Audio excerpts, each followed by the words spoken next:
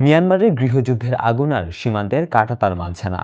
একের পর এক ঘটনায় স্পষ্ট হয়ে উঠেছে এই সংঘাতের সরাসরি বলি হচ্ছে বাংলাদেশের সীমান্তবর্তী নিরীহ মানুষ।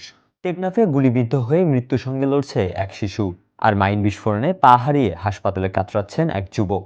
আতঙ্ক, রক্ত আর অনিশ্চয়তার মধ্যেই কাটছে সীমান্তবাসীর প্রতিটি দিন। রোববার ভোরে মিয়ানমার সীমান্তের ওপার থেকে ছোড়া এক গুলি কক্সবাজারের টেকনাফে 12 বছর বয়সী শিশু হাজাইফার মাথায় গুলিবিদ্ধ হয়। গুরুতর আহত অবস্থায় প্রথমে চিকিৎসা দেওয়া হলেও দ্রুত অবস্থার অবনতি ঘটে। পরে তাকে চট্টগ্রাম মেডিকেল কলেজ হাসপাতালের নিবিড় পরিচর্যা কেন্দ্রে ভর্তি করা হয়। চিকিৎসকেরা জানিয়েছেন শিশুটির মাথার ভেতরে এখনও গুলি রয়ে গেছে। অবস্থা সংকটাপন্ন হওয়ায় তাৎক্ষণিক অস্ত্রোপচার সম্ভব নয়। নিবিড় পর্যবেক্ষণে রেখে পরিস্থিতি স্থিতিশীল হওয়ার অপেক্ষা করা হচ্ছে। এই ঘটনার রেশ কাটতে না কাটতেই সোমবার সকালে টেকনাফের ওয়াইক্যাং লম্বাবি সীমান্তে ঘটে আরও একটি ভয়াবহ দুর্ঘটনা।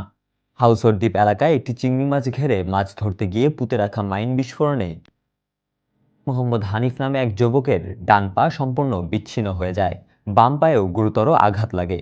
স্থানীয়দের সহায়তায় তাকে উদ্ধার করে কুতুপালং MSF হাসপাতালে ভর্তি করা হয়েছে।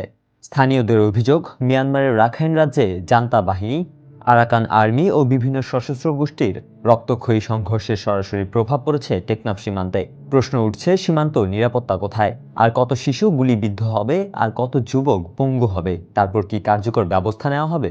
সীমান্তের এই নীরব যুদ্ধ যে বাংলাদেশের জন্য ক্রমেই ভয়াবহ হয়ে উঠেছে, তা আর অস্বীকার করার সুযোগ নেই।